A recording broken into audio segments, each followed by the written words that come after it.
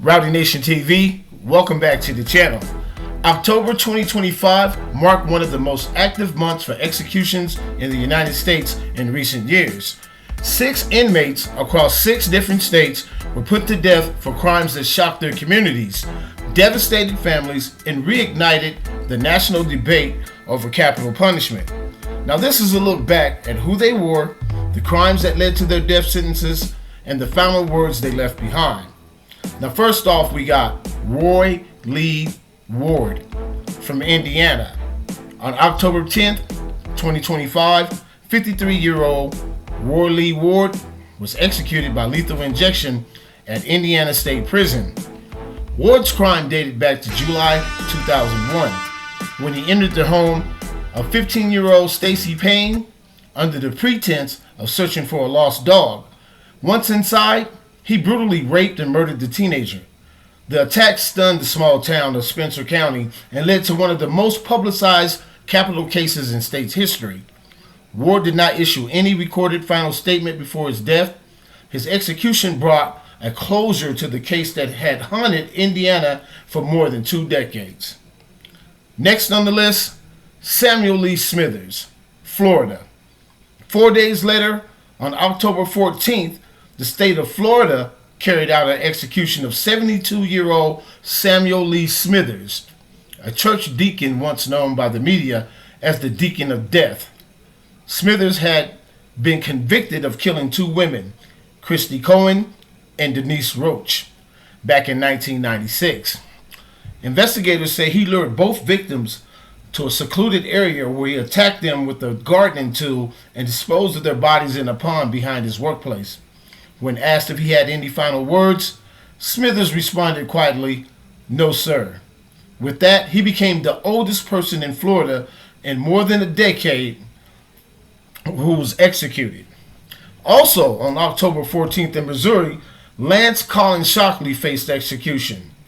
Shockley, age 48, was convicted of the 2005 ambush murder of Missouri State Trooper Sergeant Carl Decker.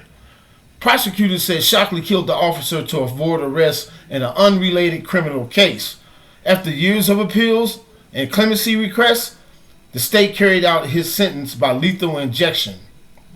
Public officials did not release his final statement, if any, to the media. The execution marked Missouri's 2nd of the year. 2 days later, October 15th in Mississippi, Charles Ray Crawford was executed. Crawford was convicted of the 1993 rape and murder of a local college student. The crime shocked Oxford, Mississippi, and led to decades of legal battles as his defense challenged the state's use of the death penalty. Crawford's sentence was upheld and his execution proceeded at the Mississippi State Penitentiary. Officials did not make public any final remarks from Crawford before the procedure began. On October 17th, the state of Arizona carried out the execution of Richard Jerf. Jerf, 64, had spent more than 30 years on death row for the brutal 1993 murders of 4 members of a single family, including 2 children. Investigators said Jerf sought revenge against a co-worker and decided to target the whole entire household. The killings were described by prosecutors as cold, calculated, and among the worst in Arizona's history. Jerf declined to make a final statement, and witnesses described his demeanor as calm in his final moments. Now finally, on October 23rd, Alabama executed Anthony Todd Boyd. Boyd, 54, was put to death using nitrogen hypoxia, a relatively new and controversial method of execution. He had been convicted of the 1993 murder of Gregory Hewley, who was tied to a park bench, doused in gasoline, and then set on fire for over a $200 drug bet. Prosecutors alleged that Boyd was one of the several men involved in the attack, but in his final moments, Boyd proclaimed his innocence, saying, "I didn't kill anybody. I didn't participate in any killing of anybody. There can be no justice until we change this system. Let's get it." Those were his last words recorded before the nitrogen mask was sealed over his face. Witnesses said he appeared calm and defiant until the end. Wow, now that's crazy right there. He went out defiant, all right. You know, if that's what he said, you know, that was a very defiant statement, I have to admit. In total, 6 men were executed in the United States during the month of October 2025, representing 6 different states and a range of crimes stretching back more than 3 decades. They are definitely getting it in the United States, man. The Justice Department is really getting down, man, in these states as far as executions go.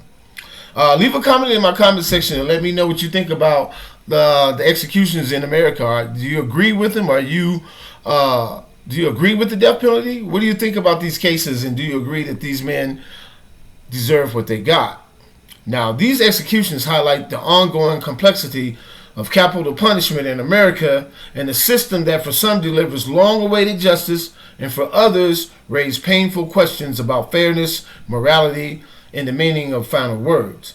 And I can understand, man, if anybody out there who's been a victim of a violent crime or lost somebody to a violent crime, I definitely can relate to that. You know what I mean? And so if you believe in the death penalty and you think that what happened to you and your loved one is worthy of the person who did it, a death sentence, then, hey,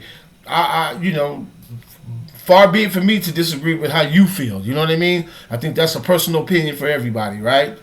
Rowdy Nation TV, this has been a look back on October 2025 executions in America.